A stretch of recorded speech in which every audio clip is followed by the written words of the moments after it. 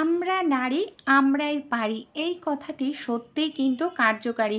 আমরা মহিলারাই যদি সংসারের একটুখানি বুদ্ধি খাটিয়ে প্রত্যেকটা কাজ করি তাহলে কিন্তু কাজগুলো খুব দ্রুত শেষ হয়ে যাবে, এমনকি কিছুটা হলেও আমরা খরচা কমিয়ে ফেলতে পারবো। এমনই কিছু টিপস শেয়ার করতে চলেছি, চলুন তাহলে দেখে নিই।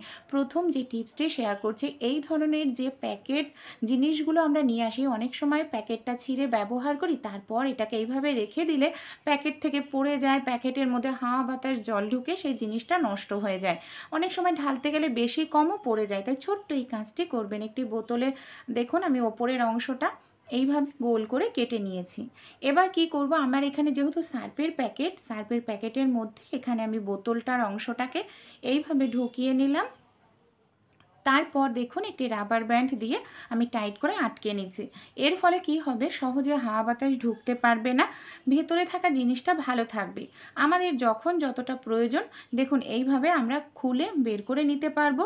প্যাকেটটা শেষ হয়ে গেলে, নষ্ট হয়ে গেলে, তখন বোতলের ঢাকনাটা অন্য একটি ইয়েতে ব্যবহার করতে পারবো। পরের যে টিপসটি বন্ধুরা, এখানেও দেখুন আমি একটি বোতল নিয়ে নিয়েছি। আমি এখানে ছুরির সাহায্যে বোতলের বেশ কিছুটা অংশ দেখুন এইভাবে কেটে নিলাম। এবার আমি দেখুন এই যে বাড়তি অংশটুকু রয়েছে না, এটাকে আমি কি করব, কাঁচির সাহায্যে আমি এটাকে সমান করে কেটে নেব। বোতলটা বন্ধুরা আমরা কি কাজে ব্যবহার করব চলুন তাহলে দেখে নিই। আমাদের প্রত্যেকের বাড়িতেই কিন্তু বন্ধুরা আমরা এরকম শ্যাম্পুর যে পাতাগুলো হয় কম বেশি ব্যবহার করে থাকি, কিন্তু অনেক সময় দেখা যায় ছোট বাচ্চারা থাকে টানাটানি করে, বা বাথরুমে এরকম এলোমেলো থাকলে, ঝোলানো থাকলে দেখতেও বাজে লাগে। তো এরকম একটি বোতলের ভেতরে আমরা যদি ঢুকিয়ে রাখতে পারি, দেখুন একটি শ্যাম্পু আমরা এইভাবে ঢুকিয়ে একটি শ্যাম্পু বাইরে রেখে দেব, আর সবগুলো শ্যাম্পু এইভাবে সুন্দর করে ঢুকিয়ে ভেতরে রেখে দেব। যে শ্যাম্পুটা আমাদের প্রয়োজন তখন এইভাবে শ্যাম্পুটাকে আমরা খুব সহজেই ছিঁড়ে নিতে পারবো। আর এইভাবে ছিঁড়ে নিলে আমরা যদি বাথরুমেও রেখে দিই তাও কিন্তু খুব সুন্দর থাকবে দেখুন দেখতে। তাহলে ছোট্ট টিপসটি বন্ধুরা আপনারাও করে দেখতে পারেন। আশা করছি আপনাদের বাথরুমটাও দেখতে ভালো লাগবে, কোথাও কোনো কিছু ঝোলানোর প্রয়োজন পড়বে না। চলুন পরের টিপসটি আমরা দেখে নিই।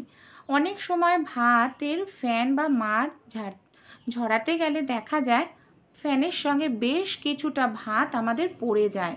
তাই কিভাবে ভাতের ফ্যান ঝরালে একটি ভাতের দানাও ফ্যানের মধ্যে বন্ধুরা পড়বে না। দেখুন এখানে বড় একটি পাত্র কিন্তু আমি নিয়ে নিয়েছি ফ্যান ঝরানোর জন্য, আর আমি নিয়ে নিয়েছি একটি গ্লাস।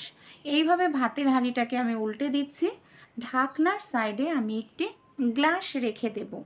গ্লাস রাখলে কি হবে বন্ধুরা, ঢাকনাটা একেবারে টাইট হয়ে থাকবে, ফ্যানটা পুরোপুরি ঝরে যাবে, এমনকি ভাতের একটি দানাও ফ্যানের মধ্যে কিন্তু বন্ধুরা পড়বে না। পরের যে টিপসটি, আমাদের অনেক সময় রান্নার সময় দেখা যায় গ্যাসের বার্নারের সাইডে আগুন বের হতে থাকে। এটাকে আমরা গুরুত্ব দিই না, কিন্তু এই আগুনটা কোনো রান্নার কাজে ব্যবহার হয় না, পুরোটাই অপচয় হয়। আমরা ঘরোয়া একটু বুদ্ধি খাটালেই কিন্তু এটাই অপচয়টাকে রোধ করতে পারি। অনেক সময় অনেক দিনের পুরনো হয়ে গেলে গ্যাসের বার্নার ক্ষয় হয়ে সেই জায়গা থেকে গ্যাসটা বের হতে থাকে। আমাদের বাড়িতে যে গায়ে মাখার সাবান থাকে একটু ভিজিয়ে নেবেন, যে কোনো সাবান বার্নারে এইভাবে খুব ভালো করে ঘষে লাগিয়ে দেবেন। বার্নারে লাগিয়ে দেওয়ার কারণে দেখবেন একেবারে টাইট হয়ে আটকে থাকবে, কোনোভাবেই কিন্তু সেখান থেকে গ্যাস লিক করবে না। আমি এবার আগুন ধরিয়েও আপনাদের দেখাচ্ছি, এতে কিন্তু আপনাদের গ্যাসের খরচাটাই অনেকটা কমে যাবে। চলুন পরের টিপসটি দেখে নিই।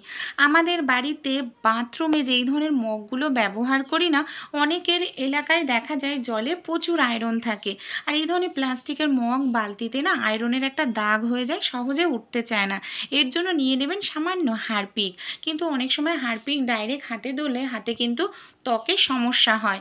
তাই আপনারা যদি এরকম ধরনের একটি বোতল কেটে সেলাই করে কসবাইটটা লাগিয়ে দেন তাহলে কোনো রকম গ্লাভস পরার প্রয়োজন পড়বে না। খুব সহজেই আপনারা প্লাস্টিক গ্লাভস ছাড়াই হারপিক দিয়ে এইভাবে আপনাদের বাড়ির যে মগ, বালতি, প্লাস্টিকের গামলা যেগুলোতে জলের আয়রনের দাগ হয়ে গেছে সেগুলো পরিষ্কার করে নিতে পারবেন। দেখুন আমি কয়েক সেকেন্ড বন্ধুরা এইভাবে হারপিক দিয়ে একটু ডলে নিচ্ছি। কতটা সুন্দর আমার যে নোংরাগুলো জমেছিল, আয়রনের দাগ উঠে গেছে। এবার জল দিয়ে ধুয়ে দেখাবো। জল দিয়ে ধোয়ার পর বন্ধুরা রেজাল্ট আপনাদের সামনে রয়েছে। ভালো লাগলে অ্যাপ্লাই করবেন। পরের যে টিপসটি বন্ধুরা, অনেক সময় দেখা যায় আমাদের ঘি না একেবারে জমাট বেঁধে যায়।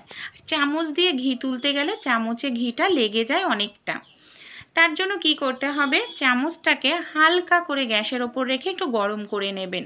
একটু সাবধানে কাজটি করবেন। গরম চামচটাকে ঘিয়ের ওপর দিয়ে দেবেন। দেখবেন সেকেন্ডের মধ্যে আপনাদের ঘি একেবারে গলে যাবে।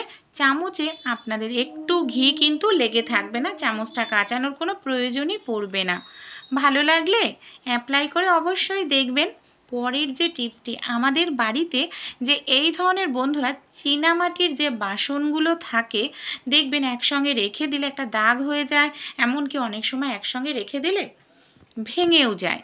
তাই আমাদের বাড়িতে যে এই ধরনের পুরনো জামা কাপড়ের ব্যাগ থাকে, একটি জামা কাপড়ের ব্যাগ আমি নিয়ে নিয়েছি, ছিঁড়ে গেছিলো। এই ব্যাগটাকে আমি কি করব, 4 টুকরো করে গোল করে কেটে নিচ্ছি। এই ব্যাগের যে কাপড়গুলো না খুবই কিন্তু ভালো হয়, কারণ নতুন যখন চীনামাটির বাসনগুলো কেনা হয় টিস্যু পেপার থাকে, কিন্তু ব্যবহার করতে করতে সেই টিস্যু পেপারটা নষ্ট হয়ে যায়। দেখুন, একটি করে বাটি রাখছি আর আমি একটি করে ব্যাগের কাপড় দিয়ে দিচ্ছি। একটার সঙ্গে আরেকটি কিন্তু টাচ লাগবে না।